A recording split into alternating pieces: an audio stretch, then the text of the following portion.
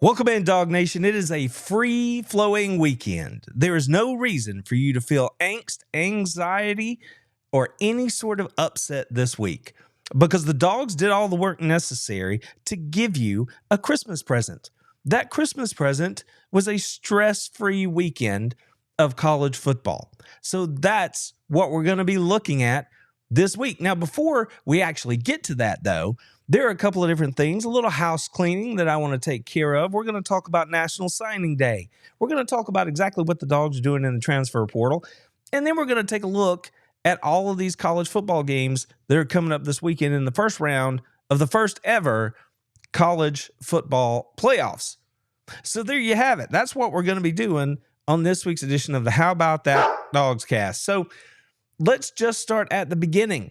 A Christmas gift to you, Dog Nation. You get to kick your feet up, grab your favorite sort of snacks, have the family come in with you, big tall glass of nog, given the season, and just enjoy the games.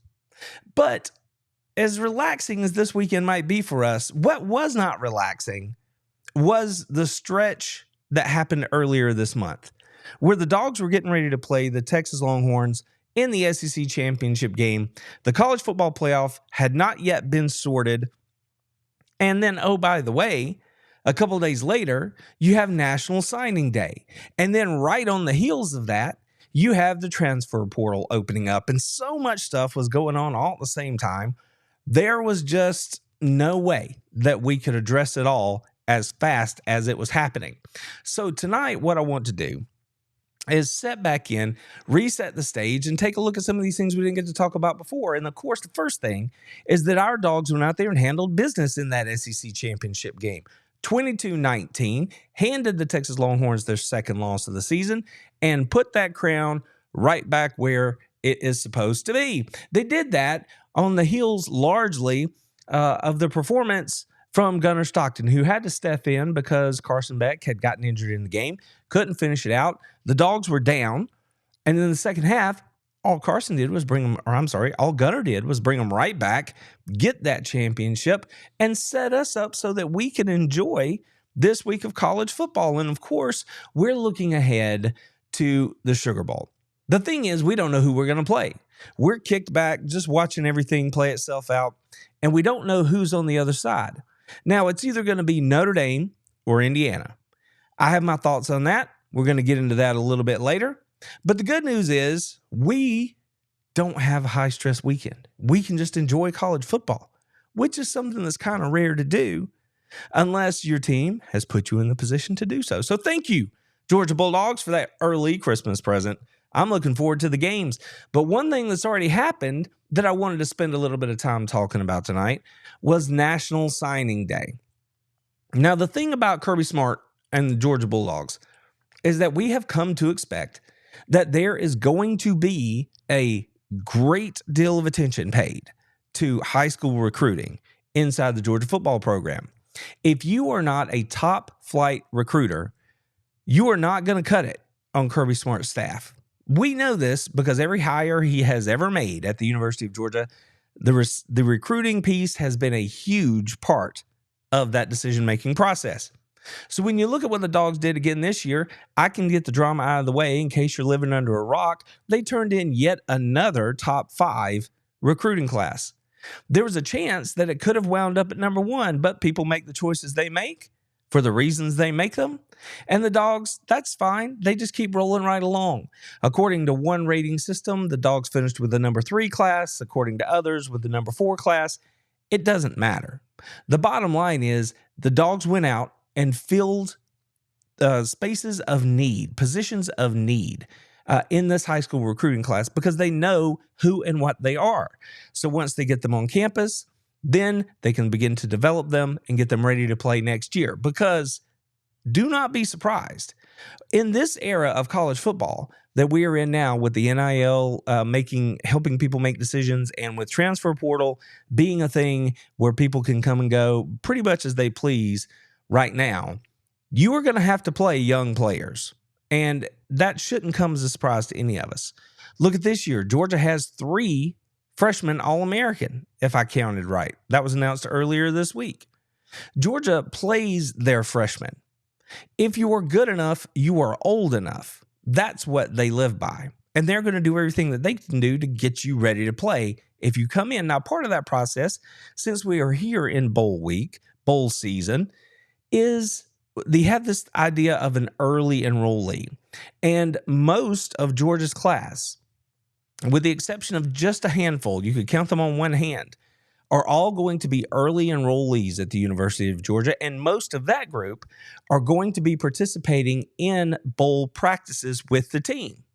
Now, in years past, this might mean that you got an extra couple of weeks of practices with these young players, and if you advance to the national championship game, okay, now maybe we get 3 weeks, 3.5 weeks of extra practices. And coaches to a person will tell you those extra practices are invaluable. But now, given that you have multiple rounds of playoffs that you'll have to navigate to get to the end of the season, which isn't coming until virtually the end of January, think of all the time, all of the extra practices, all of the extra meetings that these young men are going to have a chance to be a part of, which is going to fast track them to be contributors to the University of Georgia football program sooner rather than later. That means that, especially at a position of need, you might see some of these true freshmen taking competitive, meaningful snaps as early as the spring game. Don't blink. The spring game is going to be here before you know it. But before I go ahead and put these guys in the starting lineup, let's take a second and look at this recruiting class. And notice at the images on the screen here, you can see that not only are these guys wonderful players, you can see the height, weight, and I'm going to throw up another slide here in a moment that's going to show you a few of their star rankings and things like that. But just notice they do what Kirby Smart always does. They hit the offensive line hard. They hit defensive back hard. They hit tight end hard, because that is what Georgia does. That's who they are. You can't have a good recruiting class without making sure you get a running back signed to it if you're running back you. And, of course, you're going to have an inside linebacker. Why would any linebacker want to come to the University of Georgia? I don't know. Maybe because under Glenn Schumann and Kirby Smart, they have now churned out 3 Butkus Award winners, which is another thing we learned about just recently. So, offensive line, tight end, running back, linebacker, edge rushers, like you see in Darren Akinbon. And, oh, by the way, they even included a quarterback, because Kirby's not going to take a draft class and call it a good one if he can't get at least one quarterback on scholarship that he wants on his team. Whether it's wide receiver, which is something that a lot of Georgia Bulldog fans lose a lot of sleep over, or the defensive line, which is something that any Georgia fan worth their salt is going to lose sleep over, Kirby and the staff did it again. Take a look at some of these names. Notice the some of these names have the nice Georgia State next to their name. Those are players that are from the state of Georgia. So not only did Kirby go out and sign players at positions of need, top tier players at position of need, but he recruited the state of Georgia very, very hard. Just look again as I scroll back through them. Just take a look at all these players who are from the state of Georgia. And these are not just players that are guys you've never heard of. If you follow high school football here in the state of Georgia, even a little bit, you've probably heard of some of these dudes. Like Zayden Walker from Schley County. The number 1 linebacker in the country. Georgia signed the number 1 linebacker in the country last year. Why can they do that? Because Kirby Smart and Glenn Schumann are the coaches. Look at wide receiver. C.J. Wiley, 4-star, just won a state title last night down at the Dome in Atlanta. Had a huge night. Landon Rowland, wide receiver, one of the fastest players in the nation. All he did was win a state title last night down at the Dome. You have Elijah Griffin. Who is, by some ratings, the number 1 player in the country out of Pooler, Georgia, down near Savannah. The thing about this class that got me really excited was the potential that it had on the defensive side of the football. And Georgia didn't get it done completely because, like I said, people make choices based on any number of reasons. But they did manage to sign 5-star outside linebacker Isaiah Gibson, the number 1 player in the country in Elijah Griffin. And as I mentioned earlier, Zayden Walker, who was the number 1 linebacker in the country. The Dogs had an incredible haul on the defensive side of the football. Elias Williams at the tight end position is an absolute freak, 6'7", 240. Whether you choose to line him up a little bit wider at wide receiver, or whether you choose to leave him in line at a traditional tight end position, this kid's a matchup every time he steps on the field. And I want to point out another name here, Ethan Barber, another tight end signed in this class who was much less recognized, but every bit as much of a game breaker in talent. Ethan Barber, who also won a state title last night with C.J. Wiley when Milton picked up their second in back-to-back state titles here in the state of Georgia, going undefeated. So it doesn't matter which position you want to spotlight. Defense, offense, Georgia did everything, including signing that elusive 5-star wide receiver in Talon Taylor. Georgia went and got players. They always do. The bottom line is these guys are going to get in here, they're going to start practicing, and they're going to be contributing to the University of Georgia much, much sooner than maybe you would have expected. As I mentioned, I want to put the one on the screen here that talks about the ratings that some of these guys have. And look, this is just one outlet that was using the star ratings. And you can see Elijah Griffin checks in as a 5-star player. Isaiah Gibson checks in as a 5-star player. Zayden Walker, 4-star. Elias Williams, 4-star. C.J. Wiley, 4-star. Mason Short, 4-star. All blue chip players from the state of Georgia.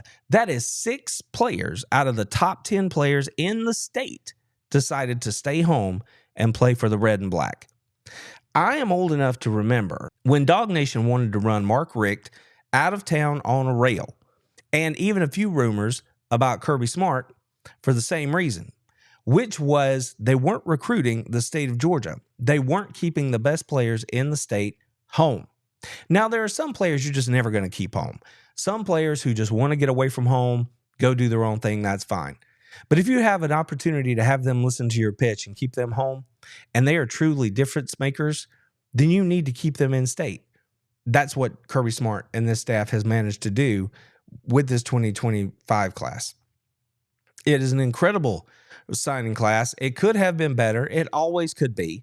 But the bottom line is, the shelves have been restocked with plenty of talent for the Georgia Bulldogs in the next group of players that we're going to see on the field for the Georgia Bulldogs. And this is the slide that just blows my mind. 6 out of the top 10 players in the state decided to stay home and play for the red and black. If you are Georgia-born, Georgia-bred, Georgia Bulldog through and through, just like I am, then this has to make you happy. Georgia boys want to stay home. Elite wants to play with elite. And it is fantastic that these young men chose to come to the University of Georgia. And I look forward to seeing any and everything that they are going to be able to do in the years to come. And pay attention to those practice reports that are going to be coming out between now and whenever Georgia's season ends. Because it is these names, you won't hear about them every day. Because they're not even going to know how to run around and where to line up and that sort of stuff in the beginning.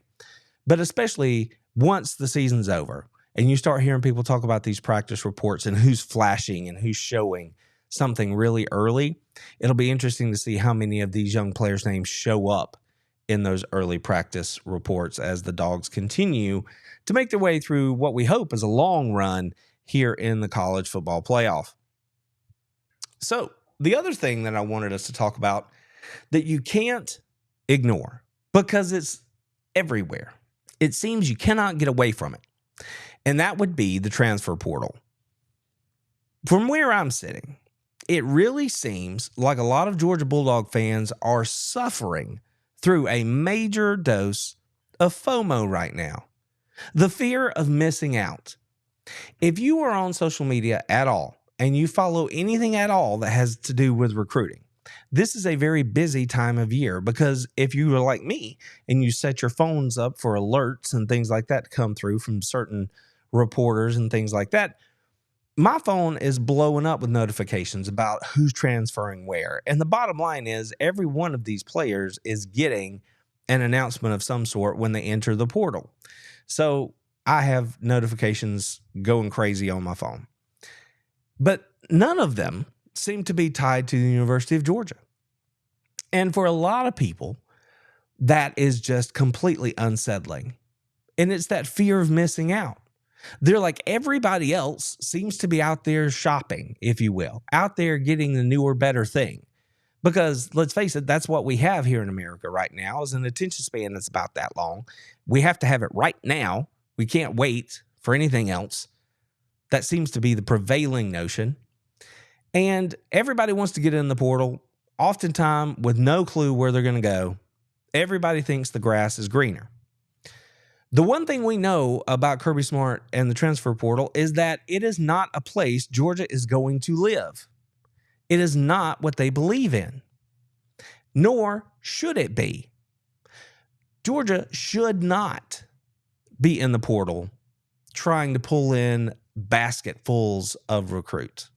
That shouldn't work that way because Kirby Smart believes in what we were just talking about, bringing high school players into the program, convincing them that this is the place for them, having them stay and develop, and then become fantastic football players for the University of Georgia and hopefully for their professional future.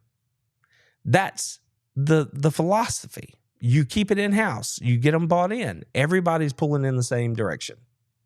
This is not a mercenary-based team like the Florida State team from 2023 or the Ole Miss team from 2024. That is not the way Georgia uses the portal. So the fact that Bulldog fans are having such angst and anxiety over the fact that there are not people committing to Georgia every 10 minutes out of the portal, I think that anxiety is misplaced. Take a deep breath, step back, and remember who and what Georgia is. They should not live in the portal because they believe in high school recruiting and development. But if there is an obvious need and there is someone in the portal that they have a history with that is a fit to the culture of what Kirby Smart believes in at the University of Georgia and is going to fill an immediate need, then by all means, pursue that player. Pursue them hard. Hopefully sign them and have them join the team. That is the philosophy. They meld then into the rest of the program. They get on board the train and everybody's pulling in the same direction. You heard Trevor Etienne say that on the field after the SEC championship game. He's like, all I wanted to do was win. And all you've heard Kirby Smart say about Etienne this entire year is that he is a young man who came here for the right reasons. He was not here trying to break records or win a Heisman Trophy. He wanted to come here and contribute to a team that was going to have team success. That is the kind of player that Kirby is going to go after every time.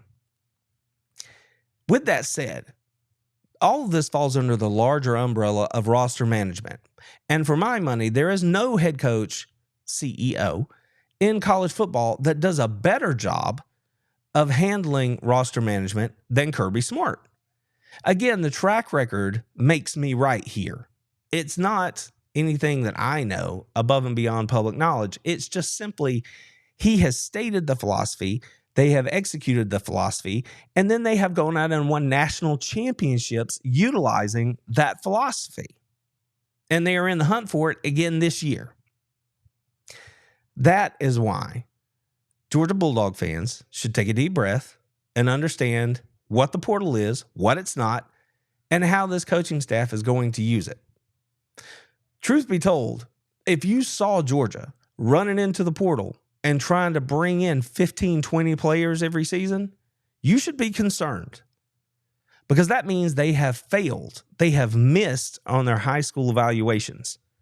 They have failed in getting young men to stick and stay at the university and buy into the culture. The leadership inside the program has failed because now you're having to go get players that aren't coming up through your system. That's when you should be concerned. That's when you should have anxiety. That's when you should truly start to wonder whether or not the run at Georgia is coming to an end. Until you see that, then don't worry about the transfer portal. If a young man decides he wants to come to Georgia, know that he has been vetted. They have a role for him. He will be a contributor sooner rather than later.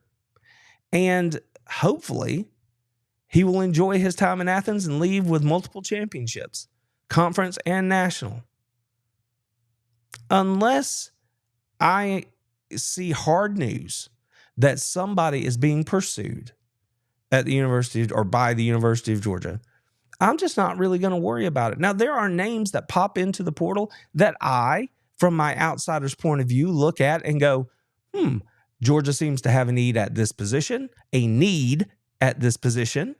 This is a body type that seems to fit the scheme. They are a player that seems to have some sort of tie to the University of Georgia. Yeah, there are names that jump in there, and I'm like, that would be interesting. I'm going to watch that one a little bit more closely.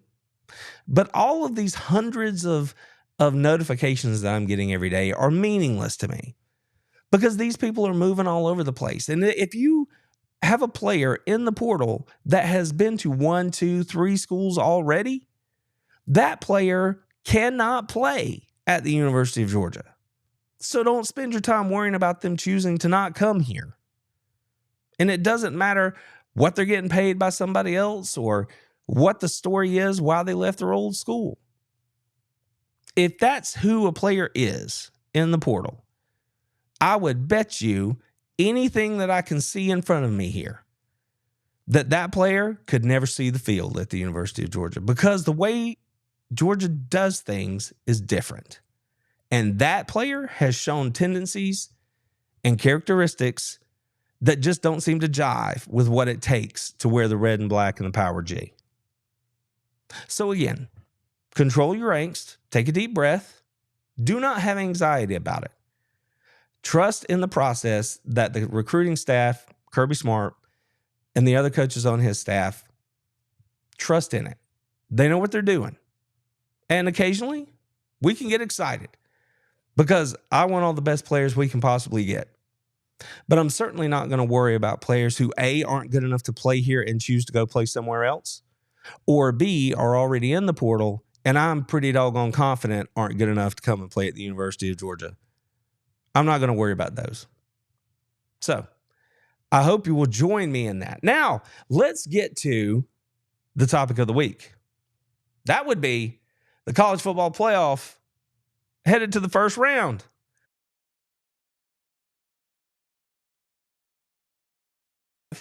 Friday night, we're going to have the opportunity to see Indiana take on Notre Dame. This, of course, is the feeder game to determine who it is that's going to come up and play our Georgia Bulldogs. Then on Saturday, we have the triple header kicking off in State College in Pennsylvania. Apparently, it's going to be kind of chilly up there. They're going to kick that thing off at noon. That's going to get us started. Then we're going to see Clemson at Texas in the middle of the afternoon out there in Austin. And the nightcap, of course, is going to be the Volunteers heading up to take on Ohio State at the Shoe in what will be a frosty Ohio, I have no doubt. Now, when you look at these 4 games, immediately, if you're like me, your eyes are going to bounce to one or the other and be like, ooh, I'm really interested in that one more than the others. I'm going to go out on a limb here and say that most people are probably going to look at Tennessee and Ohio State and think, yeah, that's probably the most interesting game of the bunch. But I have no fear. I'm going to take a second and walk through all of these games and give you my picks for who I think is going to win each and every one of them here through this first round. And I do think that we have some interesting matchups. And I do think that the most boring thing on the planet is a completely chalky bracket. So have no fear. I promise you now, we do not have a chalky bracket coming from this chair. So let's start with the one that's in front of us there. Clemson heading out to Texas. I'll tell you what, when I first looked at this game, I thought to myself, this could be simultaneously the most Dabo and the most Texas thing ever, just because they're getting together. Now, what do I mean? Essentially, what I'm saying is, if Dabo was going to do the most Dabo thing ever, it would be to roll out there to Texas, and somehow his scrappy little old Clemson Tiger team is going to find a way to upset the Longhorns, kick over the apple cart. And why would it be the most Texas thing ever? Well, that would be because Texas seems to just be good at falling on their face when they have an opportunity to do something that they should do pretty easily. Right? I mean, let's be realistic. It's been about 20 years up until last season that Texas had done anything of note. They had just not come through. They had been a bad football team and were on the precipice of being a bad football program for the better part of a decade there back in the early 2000s. Then last year, they got the ducks in a row. Sarkisian had started to work things out. They did what they did last year. But even then, they didn't cash it in. They lost in a game that they were favored to win, if I remember correctly, last year in the playoff. So wouldn't it be the most Dabo thing and simultaneously the most Texas thing ever for the Clemson Tigers to go out there and win this game? I think it would, and I would laugh. I would laugh out loud if that's how it went down. But there's more to it than this. Of course there is. Can Clemson win this game? Yeah, I could see a way where that would happen. I don't think Clemson's going to put up a lot of points. The thing is, I don't think Texas is going to put up a lot of points either. They certainly haven't shown the ability to do so. But between the two teams, I think the Longhorns probably have the better defense. At least statistically, everything says that they do. But could Clemson find a way to make it happen? For sure. What would that look like? Well, Cade Klubnik would have to go out there and have his best game as a Clemson Tiger. And he would have to do it with freshman wide receivers. Now, can that happen? Sure. Is it likely? Probably not, especially against that Texas defense. That Clemson defense has star power on it. They have the ability to make life difficult, especially when you get into the matchups of these games. Now, keep in mind, what makes Texas successful when they are successful on offense? Well, we heard a whole lot about that newfound running game that they had, except it didn't show up against Georgia because they got whipped at the lines of scrimmage. So think about Clemson and who they have on the lines of scrimmage. I'm thinking back to when Georgia played Clemson earlier in the year. Georgia didn't really run the ball that great, and Clemson has players along the defensive line that can make life difficult for a running game. The other thing that Clemson or that Texas likes to do is get the ball into space and then let their athletes win. Can they do that against Clemson? I think they can. I do think that Clemson has the ability to play in space, but man for man, every position across the board, I do believe that Texas would have an opportunity to find a matchup that was favorable to them. So can Texas pull this off? Clemson pull this off and upset Texas? I think there's a way it could happen. Of course, Texas would have to help them. Texas would have to turn the ball over once or twice. We might have to see a special teams play here turn the game. But could it happen? Sure. If Clemson manages to get after Quinn Ewers a little bit, get him off his spot, we've all seen what he looks like when he gets rattled. We've all seen what it looks like when you tackle their playmakers in space. We've seen what it looks like when you make them one-dimensional. The question is, can Clemson's defense do all of those things? If Quinn Ewers plays the entire game, I believe they could. The thing is, I don't expect Quinn Ewers to play the whole game. I expect that we're going to see Arch Manning. Come hell or high water, I think Steve Sarkisian is going to have to. And at this point, it's not about a player. It's about what's best for your team.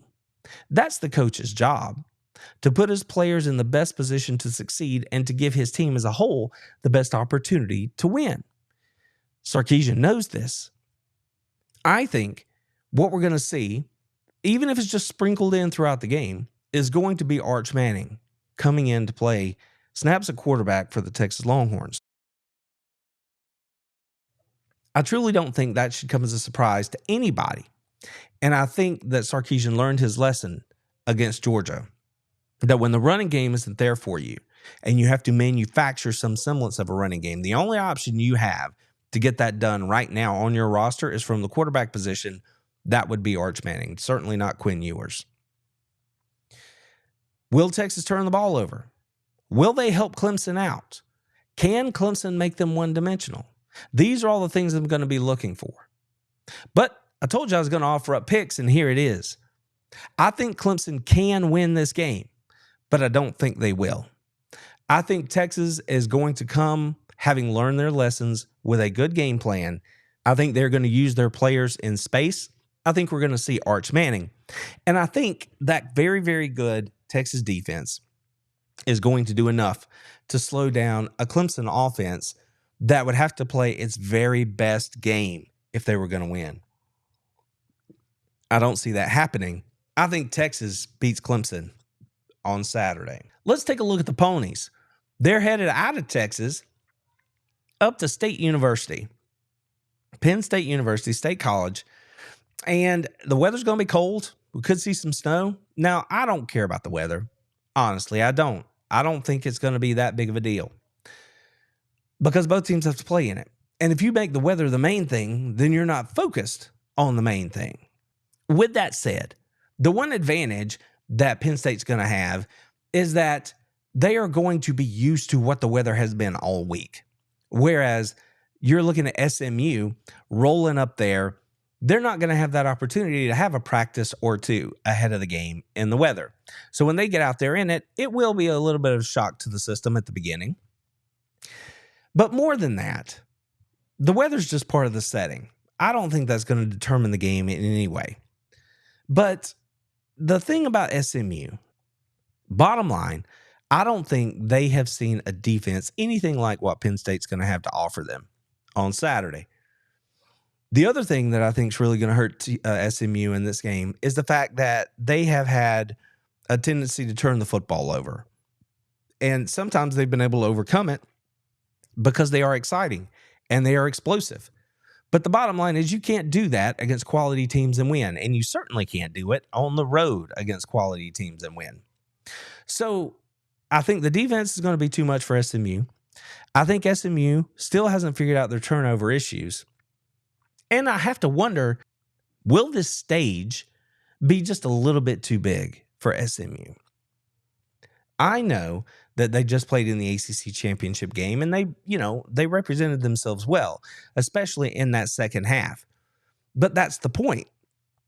In the first half, they were playing a team in Clemson who had been there 8 out of the last 10 years or something like that. They were very comfortable on that stage. SMU was not. It was a little cool, not cold, but a little chilly.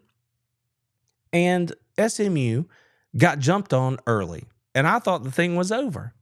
But then they settled themselves down, came out and played much better in the second half and showed that they truly are a dangerous team. The thing is, I don't know if they're going to be able to do that same sort of thing, if they're going to be able to replicate that on the road at Penn State. It's going to be loud. It's going to be cold. And Penn State has better athletes across the board. The final thing that I think is helping me make my decision here is that SMU, they just really didn't play a very rigorous schedule coming out of the ACC this year. And I think that that's really going to step up and bite them here as they step up in competition level against a Penn State team out of a Big Ten that was, pretty competitive. And Penn State was pretty competitive against the teams at the top of that league. So I think at the end of the day, say what you will about the weather, but that defense for Penn State, the fact that SMU seems to struggle with the turnover bug, and the idea that I'm just not sure that SMU is ready for prime time in this moment. All those things come together to make this pretty easy pick for me. Give me Penn State to beat SMU on Saturday. These are the games that got my interest. And it's probably just like you. You may feel exactly the same way.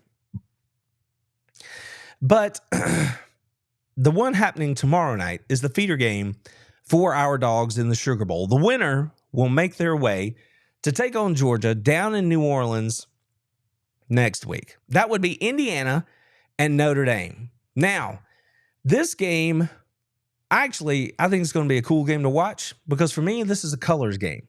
Just look at how they meld together. It's going to be fun to watch these two teams on the screen.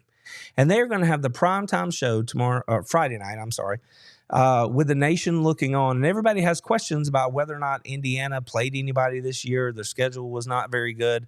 Well, here's the bottom line. Notre Dame, when you look at their strength of schedule, it wasn't that great either. What this game's going to come down to is, can Notre Dame do what they've been good at all season, which is run the rock? Can they pound Indiana and get enough done on the ground to score enough to beat what could be potentially a high-scoring Indiana team? That's where the game is going to be decided, above and beyond any and everything else. But here's the thing about Indiana. When I've watched them play this year, they are very, very sound. Doesn't mean that they have the best talent at every position, but they have experience, they know what to do, and they know how to do it inside the system that they're being asked to play. So when I look at Indiana, I'm like, yeah, you are a fundamentally sound football team that makes plays within the system. And I think that when we looked at their schedule, you're like, well, they're probably going to lose at Ohio State. And that's exactly what they did. Okay, there's no shame in that. But what I took away from that game was how they lost. And essentially, the thing that put the game out of reach for them was the errors on special teams, which can be corrected, and the idea of playing on such a big stage, right? Because Indiana had never been in a primetime situation like that before. It just isn't part of their DNA. It's not part of their program's history. So when they stepped on that stage for the first time with the world watching, of course, they were going to be overwhelmed. That is not something to be embarrassed about. But here's the thing. I think Indiana learned their lessons there. Because once you go do it and you get a feel for it, the next time you step back into that stage, you're going to be like, all right, this feels familiar. Now you're not blinded by the lights. Now the lights are just a warm glow that helps you to perform. So I think they learned their lesson there. As far as the special teams errors that they made, I think those are things that are correctable. You can go coach that up. And Cignetti and his staff are absolutely quality football coaches who are going to get those things done. So I expect this Indiana team that shows up to be buttoned up and ready to play when they take on Notre Dame, even though it is under the bright lights, touchdown Jesus, with the world watching on Friday night. Here's something you may not have known. And I understand that, there are lies and then there are damn lies. And statistics can make a damn liar out of anybody if you want them to. But Indiana has the number one rush defense in the country. Now, what is it that I said Notre Dame does really well? They can flat run the football. So that's where the game's going to be decided. Can Notre Dame run the football the way they have all year? Or will the number one rated defense against the run in the country be able to at least slow them down? Given what I've said about Indiana and what I've seen from them, I'm going to err on the side of thinking that, yeah, they probably will be able to work inside the confines of the scheme and slow down the rushing game that we have seen from Notre Dame for the better part of this season. The flip side of that coin is if you're going to slow down the run game, what can Notre Dame do in the passing game? Now, I really liked Riley Leonard last year at Duke, and when he decided to go to Notre Dame, I thought that was a big deal. And he has played really well for them at the quarterback position. But when I look at their passing game, there's not a lot there that looks explosive to me. There's not a lot there that makes me wonder who you have to take away, who you really have to keep an eye on in the pass game. So, if you will, think about it like this. Indiana, playing inside the system, their scheme defensively manages to slow down that Notre Dame run game. Now you put the game on the shoulders of Riley Leonard and you force him to be productive and efficient in the pass game. You don't have to shut him down.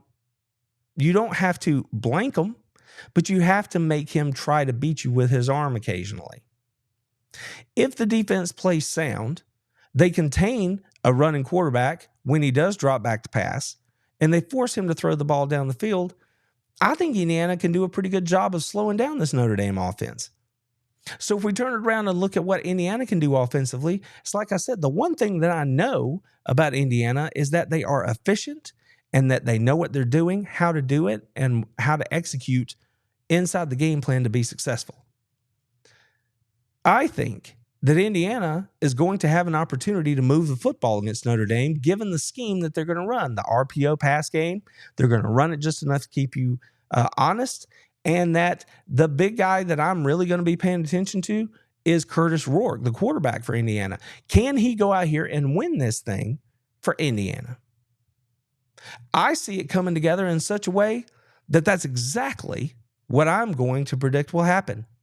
I believe that Indiana is going to slow down Notre Dame's run game just enough to make Riley Leonard beat them, and I don't think Notre Dame's pass game is going to be able to do it. I think Indiana is going to play buttoned up.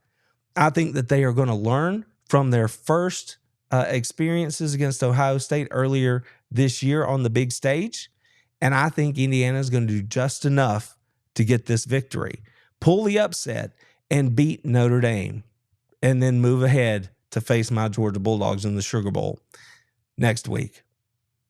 Told you it wouldn't be chalk. I managed to talk myself into it. There you have it. Indiana upsets Notre Dame. So, in the final game of this opening round weekend, you have the one that probably everybody is pointing to. You have the game between Tennessee and Ohio State. And again, here you have that talk of all the weather and all that. Not at all concerned about it. It's cold in Tennessee. I have been extremely uncomfortable in Tennessee in the mountains in winter. It's cold. Now, am I worried about whether or not that's going to make a difference in the game? No, I'm not. Flatly put. But here's another thing I'm not that concerned about. I hear all this talk among Tennessee people that they're going to go and turn the horseshoe orange, that even more ludicrous of an idea, they're going to rip the goalpost down and if they win and do, toss them in the river. I don't think any of that's going to happen. I just don't. I'm sure Tennessee will be well represented, but there's no way that they're going to turn the stadium orange, if you will. They're going to be well represented and good on them. Go support your team. But I just don't buy into all of that vol Twitter business. So when the game kicks off on Saturday night, you can judge for yourself whether or not they accomplished it. I don't think that's going to happen. I'm sure there's probably some place you could place a prop bet on that. I'm not a betting man. I wouldn't know, but I bet it's out there somewhere. But what does this game come down to? Let's talk about it real quick, because it's really not that complicated. I mean, on the surface, if you're going to beat Ohio State, you need to do the things that Tennessee is good at. You need to be able to run the football and then throw when you want to, right? So you keep their defense off balance. And you need to be able to get after their quarterback, which is something that Tennessee statistically has been able to do over the course of this year. Most everyone considers Tennessee to have one of the top 5 defenses in the country. And I'm not talking about statistics. I'm just using the eye test. I'm saying when people say Tennessee this year, they're saying, yes, that is a top defense in college football. And they should be able to play the run and get after the passer. So that's what you have to be able to do to beat an Ohio State team. The thing about Ohio State is that they should be able to win this game handily, but we can't trust them. Not at all. We cannot trust anything from Ohio State because I haven't been able to trust them all year. Questions around their offensive line, questions around their quarterback. They have been a very good defense this year. Statistically, this Ohio State defense is going to be the best defense that Tennessee has faced this year. And if you're a Georgia fan and you think about that, you're like, well, Georgia was able to shut down that Tennessee offense, which I'll have more to say on that here in just a second. And Georgia was also, conversely, able to throw the ball against this Tennessee team. So if you're Chip Kelly and Ryan Day and you've got all those wonderful wide receivers out there, that is the game plan. Hopefully, Chip Kelly, Ryan Day have learned their lessons not to beat their head against a brick wall and try to run the ball against a defense that should be able to stop the run. Instead of trying to go out there and make your point that you're some big, bad, tough team, go do what you have to do to win the game. That's what it's about. So if Chip Kelly and Ryan Day remember that the goal is to win the game and not prove a point, that's what they're going to do. They're going to throw the ball, let their athletes and skill in space take advantage of what they can against Tennessee. That's how Ohio State wins this game. How does Tennessee win the game? Play really good rush defense, get after the quarterback when they attempt to throw it. Speaking of trust, I don't think I trust Nico Iamaleava here. I don't trust him because I don't think he's gotten any better over the course of the year.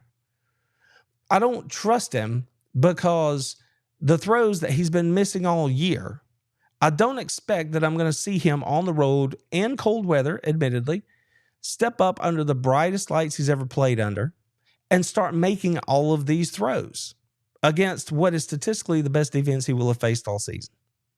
I don't trust him to do that. Furthermore, Nico's not from Tennessee. Am I worried about Tennessee as a whole being bothered by the cold weather? No.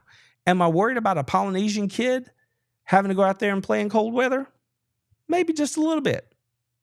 We'll find out how mentally tough he is going into this game. We'll see how it goes. But if Tennessee's going to win this thing, it's not going to be because of him, I don't believe. It will be because they were able to run the football effectively, thus opening things up for him to take easy shots. That's how Tennessee would win the thing. All that said, the Volunteer offense is simple. As much as Josh Heupel or the Tennessee fan base wants to tell you that it is some complicated offense that nobody understands and they can't even understand how anybody ever stops it because it's so detailed and all that's a bunch of hogwash. It is a very, very simple offense to defend and defeat. As long as you have better players. As long as you have players that are equal or better than Tennessee's players, you can shut this offense down pretty easily, as long as you're not just outright busting mental assignments. That's the thing about Nico in the first part of the season. We saw he and Tennessee put big numbers up on the board. Why? Because everybody that they played, they outclassed on a roster level. The thing about Ohio State is you're not going to outclass them on a roster level, just like you're not going to outclass Georgia on a roster level. And when teams like that come up against this Tennessee offense, it's pretty simple. Tennessee wants to run the football. They want to play action and take shots, believing and knowing that their guy is better than your guy. That way, when they win one-on-one outside, which is why they have these crazy wide receiver splits, when they win out there once, it actually turns into 2 wins. Because not only do they win the one-on-one battle and get a completion for a first down or something like that, because they have everything so spread out, that one victory now turns into 2 because they win, they make the catch, and now they're running free in wide open spaces. That's how you have these big home runs out of this offense. But when you have athletes the same caliber or better that are not busting mentally on their assignments, all of a sudden this offense completely stalls out and they become one-dimensional. Now, this year, they do have a really good dimension in their running game, and they have been able to win low-scoring games or lower-scoring games because of that fact. The Sampson kid, Dylan Sampson for Tennessee, is an outstanding football player. So the question is, will they be able to scratch out enough offense against Ohio State's defense? And keep in mind, this is a Tennessee team that's, it's safe to say they could go get 21, maybe 24 points. But is that going to be enough to win on the road against an Ohio State team that if they do what I think they should do to win, is going to score and put up more points. The way Ohio State wins is they get the ball to Jeremiah Smith and their other wide receivers in space, and they let their skill do the job against the Tennessee secondary that we as Georgia fans have seen they can be had. That's how you win. And then you play great defense. Now, obviously, one of the questions I have had about Ohio State all year has been their offensive line and the quarterback play. If the offensive line doesn't play well and Tennessee's pass rush can get after them a little bit, right? They can make them one-dimensional and then get after Will Howard. That's advantage Tennessee. That's how they win the thing. Maybe they get a defensive score, a short field, something like that. But I just don't know. I think, given the time off, the lessons learned, I think Ohio State is going to show up, get the ball to their playmakers in space, and that's going to be how they run their offense against Tennessee. I just don't believe that Nico can be trusted. I don't believe that this Tennessee team can be explosive enough to keep up with the potential that I see from the Ohio State explosive side of the ball. But at the end of the day, for me, this is really, really simple. It comes down to this is a roster game.